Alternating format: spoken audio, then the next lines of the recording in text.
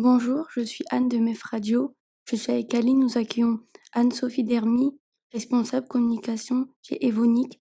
Pour commencer, pouvez-vous vous présenter ainsi que votre entreprise et nous dire quel est votre rôle en tant que responsable communication? Bonjour Anne, merci de me recevoir. Alors j'ai débuté ma carrière en fait dans une industrie de la métallurgie. Où je suis restée pendant 15 ans. J'ai occupé différents postes dans les départements R&D, opérationnel et ensuite achat. Et j'ai rejoint il y a 13 ans le groupe Evonik, qui est un groupe de l'industrie de la chimie. Nous avons comme cœur de métier la purification d'acides aminés à destination de l'industrie pharmaceutique. Et quand je suis arrivée il y a 13 ans, il y avait tout à construire, donc c'était, un gros challenge pour moi et c'est un peu ça qui m'a fait, m'embarquer dans l'aventure Evonik. Donc j'ai démarré en tant qu'assistante de direction, et puis quelques années après, on m'a mis la «casquette» entre guillemets, communication, de manière à faire connaître un peu plus en fait, nos métiers, et notre savoir-faire. Alors, on va parler un petit peu de votre parcours et de votre motivation, comme vous l'avez déjà, expliqué, votre arrivée, dans l'industrie. On aimerait comprendre un petit peu, ce qui, a influencé, en fait, votre arrivée, est-ce que vous avez eu des modèles féminins ou masculins qui vous ont marqué? Alors, des modèles féminins ou masculins, j'en ai, oui, certainement eu. La base, en fait, c'est surtout l'éducation que j'ai eue, je pense. J'ai eu l'exemple de mes parents, un papa qui a repris ses études pour pouvoir évoluer dans l'entreprise. Alors, un modèle quand même avec une grand-mère un peu féministe pour l'époque, qui m'a toujours fait comprendre que la femme devait avoir une certaine indépendance, qu'elle devait, voilà, si elle avait fait le choix d'avoir une carrière, ne pas forcément la mettre de côté. Donc effectivement, je pense que s'il y a peut-être un modèle, c'est ma grand-mère à ce niveau-là. Heu, j'ai par contre fait le choix à un moment donné de faire un break sur cette carrière puisque j'ai eu 3 enfants, mais tout ça, je l'ai fait par choix, en fait. C'est ça qui est important. Ouais, c'est sûr. Alors, on va parler de vos obstacles et des défis que vous avez pu rencontrer. Quelles difficultés avez-vous rencontrées en tant que femme en accident à ce poste clé? Alors, un défi important, ça a été la maternité. Parce qu'effectivement, j'étais dans une entreprise donc à l'époque, j'étais dans la métallurgie, une entreprise, très masculine et quand j'ai appris que j'étais enceinte, j'ai bien compris que, certaines barrières allaient tomber, par rapport à mon évolution de carrière. Donc c'est tout, j'avais fait un choix donc, je ne l'ai jamais regretté.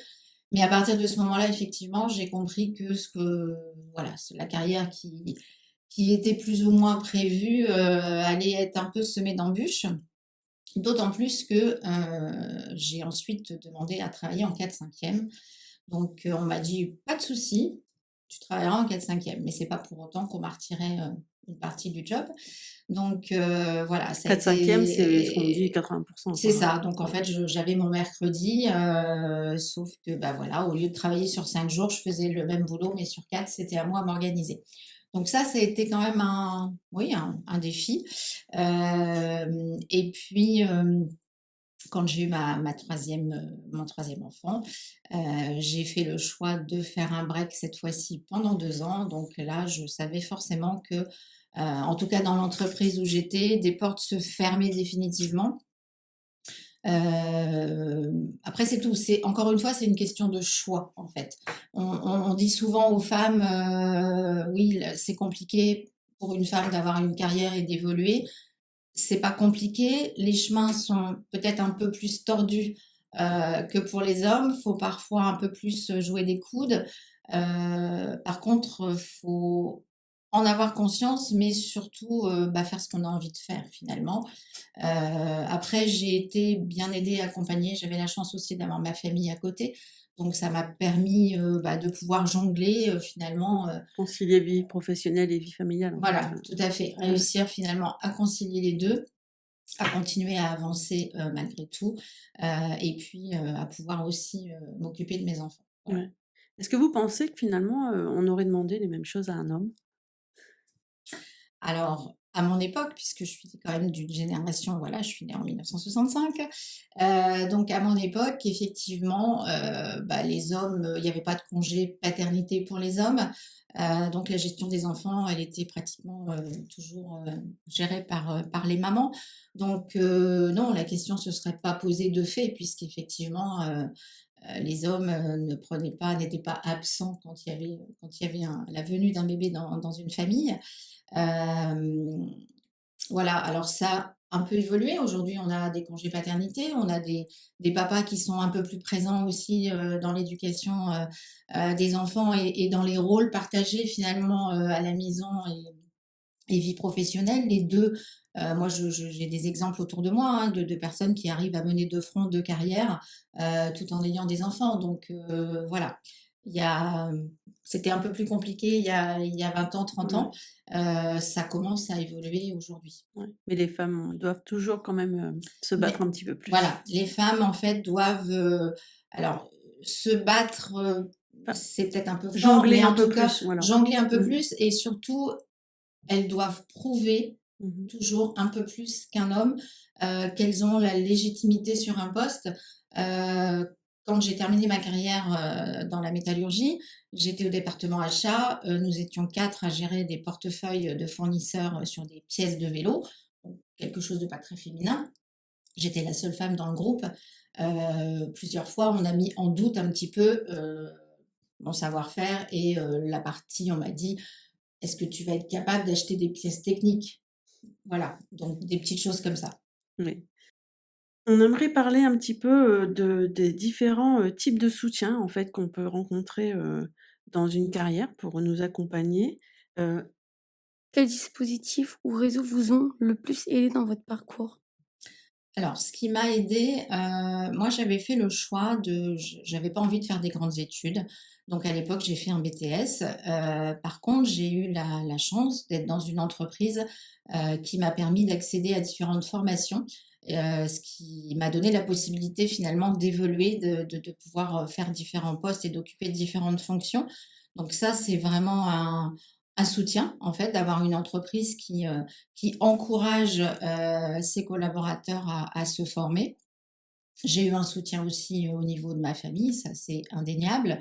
Heu et puis, après oui, il y a aussi le «soutien» entre guillemets des collègues, qui peuvent aussi intervenir à certains moments. Mais pour ma part, en fait, c'est plus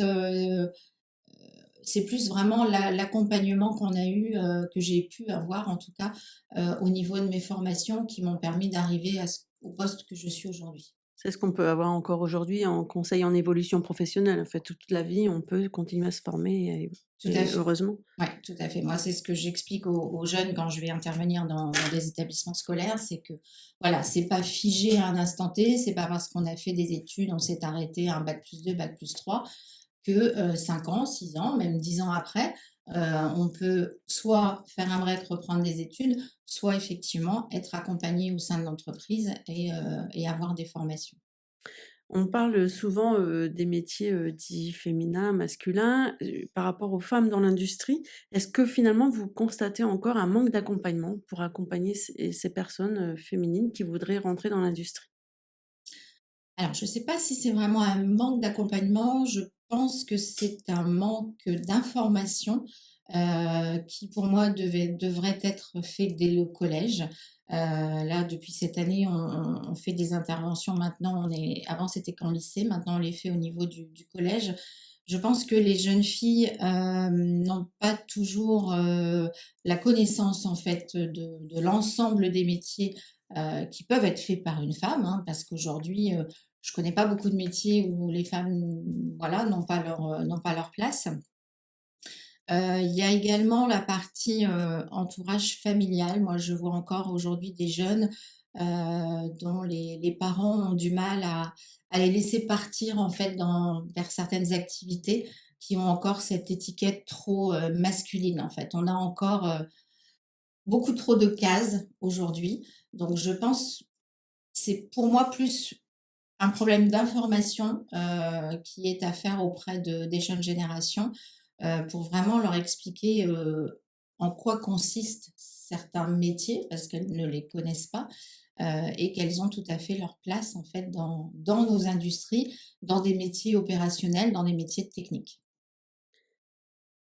On va parler un petit peu de la vision de la responsabilité sociétale des entreprises et de la question de la qualité de vie et des conditions de travail.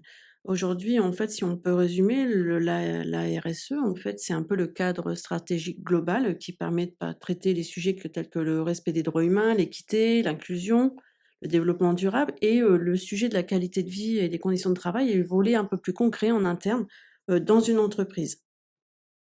Quelle place occupe l'égalité femmes-hommes dans la stratégie de votre entreprise? Alors, la place de l'égalité homme-femme est très importante. On a mis un point d'honneur, il y a maintenant un peu plus de 10 ans, à justement, ouvrir davantage nos portes aux femmes dans ces métiers, opérationnels. Moi, quand j'ai rejoint Evonik en 2013, on n'avait aucune femme en opération. On a fait le pari, de pouvoir féminiser nos équipes. Alors c'était pas évident parce que les opérations, chez nous, ce sont des équipes postées. Donc c'est voilà, ça peut être aussi un frein, mais on a réussi à démontrer que c'est possible. On a pu, recruter, notre première opératrice en 2017. Aujourd'hui, on est à 25 de femmes. On a également des femmes dans les départements techniques, et on se rend compte en fait que cet équilibre homme-femme, dans les départements, il est important, il est positif. Il y a une sensibilité, une approche différente du métier, et ça a complètement, transformé nos équipes en fait et de manière, vraiment positive. Et pour rebondir sur la partie RSE, alors les femmes sont peut-être un peu plus sensibles à cette partie, responsabilité sociétale. Donc elles nous ont aussi, aidés en tant qu'ambassadrices à embarquer, les hommes dans notre rôle, de responsabilité sociétale. Donc pour moi, c'est un pari gagnant finalement d'avoir réussi alors on n'est pas encore à un équilibre 50-50, hein, on a 25 de femmes, dans les opérations, mais on sent vraiment voilà, ce chemin parcouru. On a vraiment réussi à changer un petit peu la façon d'appréhender le métier. Et donc, par rapport à votre poste, quel est selon vous le rôle de la communication dans cette démarche? Alors la communication, ça a été un gros challenge il y a un peu plus de 8 ans. Moi, quand je suis arrivée, pourtant je suis saint-quentinoise, j'avais jamais entendu parler de cette entreprise. La chimie encore moins, et je me suis rendu compte en arrivant que, en interne, le personnel, les collaborateurs savaient ce qu'ils faisaient, c'est-à-dire ils savaient qu'ils travaillaient sur des acides aminés. Ils n'en connaissaient pas, le but final. Donc il y avait aussi un manque de communication interne sur, qu'est-ce que je fais, pourquoi je le fais? Et puis dans l'entourage, au niveau du territoire, l'entreprise n'était pas forcément connue. Donc là, il y avait vraiment un gros, gros travail. Donc on a utilisé, tous les canaux possibles et inimaginables, en essayant aussi de mettre en avant, on était fiers de nos équipes, donc on a eu la chance de pouvoir travailler avec, je pense à un photographe, Pascal Bachelet, avec qui j'ai travaillé plusieurs fois, qui a réalisé, des posters métiers, qui ont été exposés dans la ville de Ham, qui ont également donné naissance à un livre, qui s'appelle «Le monde ouvrier dans les Hauts-de-France». On a, commencé des partenariats avec les écoles, donc collège, lycée et également, enseignement supérieur, de manière à pouvoir, faire connaître, l'ensemble de nos métiers, avec des métiers sur lesquels on avait des recrutements. Donc c'était important aussi de communiquer là-dessus et d'expliquer aux jeunes, bah, qu'il y avait du travail et les orienter un petit peu. Voilà, quelques exemples de ce qu'on a fait. Eh ben, c'est des belles actions en tout cas, pour arriver, à communiquer. On arrive un petit peu, au terme de cette interview. Anne, une dernière question? Quel conseil donneriez-vous à une femme qui veut travailler dans l'industrie?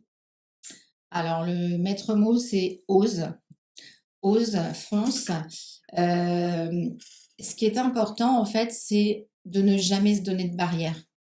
Que ce soit une jeune étudiante, que ce soit une jeune femme qui décide, une reconversion, parce qu'on en a eu. On a eu dans nos opératrices, en fait, des femmes qui ont fait le choix d'une reconversion. C'est vraiment, en fait, un métier, voilà, un métier, vous y passez du temps. Dans l'entreprise, on y est beaucoup, beaucoup de temps, même parfois plus qu'à la maison. Donc, c'est vraiment important de se sentir bien, d'être épanoui, d'être bien dans ses baskets. Donc, pour moi, le plus important, c'est vraiment de faire ce qu'on a envie de faire. On ne fait pas un métier pour faire plaisir à ses parents. On ne fait pas un métier parce que la copine a dit, bah tiens, moi, je vais faire ça, viens avec moi. On fait un métier parce qu'on a envie de le faire, parce qu'on a quelque chose qui nous anime et parce qu'on a vraiment envie d'y prendre du plaisir. Donc, pour moi, le plus important, c'est oser faire ce qu'on a envie de faire. Heu, Oser se tromper. Combien de fois j'entends aussi des jeunes me dire: «Ah mais peut-être que je vais pas prendre la bonne orientation, peut-être ça va pas me plaire». C'est pas grave en fait. On part dans une direction, on se rend compte que c'était peut-être pas ce qu'on avait envisagé. C'est pas grave, ce qu'on a acquis, on l'a acquis, on l'utilisera à un moment donné dans sa vie. Le plus important, c'est d'être toujours en phase avec ce qu'on a envie de faire, avec ce qui nous plaît, heu et de ne rien regretter. Et Voilà. puis c'est difficile quand on est jeune au collège de se dire, finalement on a voilà, il y a de plus en plus de découvertes des métiers, d'actions qui sont menées auprès des collégiens et des lycéens, mais c'est vrai que parfois voilà, on a le droit de faire un choix et puis de pouvoir, en changer après et d'avoir découvert toutes les expériences, heu, qu'on vit en fait, pourront nous apporter quelque chose dans un Oui, oui, parcours. tout à fait et effectivement et la génération ta génération, Anne, c'est pas une génération qui va faire le même métier toute sa vie, en fait. Vous avez une curiosité qui est encore plus développée que la nôtre. Vous vous posez beaucoup moins de questions aussi, je pense. Je pense que c'est peut-être, un plus. C'est voilà, c'est vraiment important de savoir que, déjà, un métier, pour arriver d'un point A à un point B, vous avez plusieurs façons d'y arriver. On a les voies classiques, on a la voie de l'alternance. Donc déjà là, vous avez aussi des choix. Donc c'est vraiment se poser les bonnes questions. Qu'est-ce que j'ai envie de faire? Où est-ce que je me projette dans 5 ans? Comment j'ai envie d'atteindre mon but? Est-ce que j'ai envie déjà de mettre un pied dans l'entreprise? Dans ce cas-là, je vais partir plutôt sur une voie professionnelle. Est-ce que par contre, bah non, j'ai envie de rester sur les bancs d'école pendant 5 ans, donc je vais partir sur une formation plus classique. Et puis à un moment donné, quand, peut-être quand on a fait le tour de son métier, voilà, il manque un petit peu d'adrénaline, il manque un petit truc, bah tiens, voilà, ne pas hésiter à se dire: «J'ai envie de me reformer, de repartir sur autre chose ou de compléter ma formation pour accéder à un nouveau palier». C'est voilà, c'est vraiment en fait ne jamais s'empêcher, ne jamais se mettre de barrière et se donner tous les moyens, pour y arriver. Alors juste une dernière question, pour faire, ce lien à nouveau avec l'industrie et votre parcours en tant que femme dans l'industrie. Comment vous voyez un petit peu l'évolution dans les années à venir de la place de la femme dans l'industrie? Est-ce que vous êtes, un regard finalement positif? Alors je pense qu'on a déjà bien avancé par rapport à il y a 30 ans. On voit quand même dans les industries, que ce soit des industries de la métallurgie ou de la chimie, des industries qui, à la base, étaient quand même des univers, quasi 100 masculins. On voit aujourd'hui quand même qu'il y a une évolution, que les entreprises ont fait des choix aussi et que certaines jeunes filles ont aussi fait le choix de s'orienter justement, dans des métiers techniques. Le but, c'est pas d'avoir une entreprise 100 féminine, hein, c'est pas le but. Le but pour moi, c'est d'arriver à mettre le curseur au bon endroit, d'avoir un bon équilibre. Donc je pense qu'on a encore un petit bout de chemin à faire. Je ne sais pas si on est arrivé à la moitié ou pas. Il y a encore effectivement, des jeunes filles à peut-être à convaincre, peut-être aussi, dans certaines, entreprises où la direction, alors peut-être que c'est une direction qui est un peu ancienne et qui a du mal aussi à faire confiance à des femmes à des postes de manager ou à des postes à responsabilité. On sent que ça bouge. Il y a encore du chemin à faire, mais on sent que ça bouge. Donc je pense qu'on on devrait, dans les années à venir, arriver peut-être à un équilibre 50-50. On le voit aujourd'hui, moi, chez Evonik, au niveau de l'équipe de direction, quand je suis arrivée, il y avait que des hommes. Aujourd'hui, on est à 40%, 60%. Donc, on sent quand même que, voilà, petit à petit, on monte les marches et on y arrive. On n'aura pas besoin d'une loi pour faire la parité alors? Bah, j'espère qu'on n'aura pas besoin d'une loi pour y arriver. En tout cas, certaines entreprises, certains groupes, on le voit, hein, quand on suit un petit peu, l'actualité, voilà, il y a quand même, des choses qui ont été faites, des CODIR, même, des gros groupes en fait, qui aujourd'hui ont une femme en fait, hein, à la tête du groupe. Donc, ça évolue et ça va pas s'arrêter là. Après loi ou pas loi, je ne sais pas, mais en tout cas, moi je reste positive, dans ce sens-là. Eh bien, en tout cas, on vous remercie d'être venu ce matin, échanger avec nous sur votre parcours, sur le parcours d'une femme, justement, à un poste avec des responsabilités. Et puis, Anne, un petit mot de la fin? On vous souhaite de belles fêtes de fin d'année. Eh ben, merci beaucoup, à toi aussi et puis moi je te souhaite, une bonne continuation et de réussir à ce que tu à atteindre en fait tes objectifs, futurs. Merci. Bah, écoutez, vous pourrez nous retrouver en podcast sur la chaîne YouTube MEF Radio.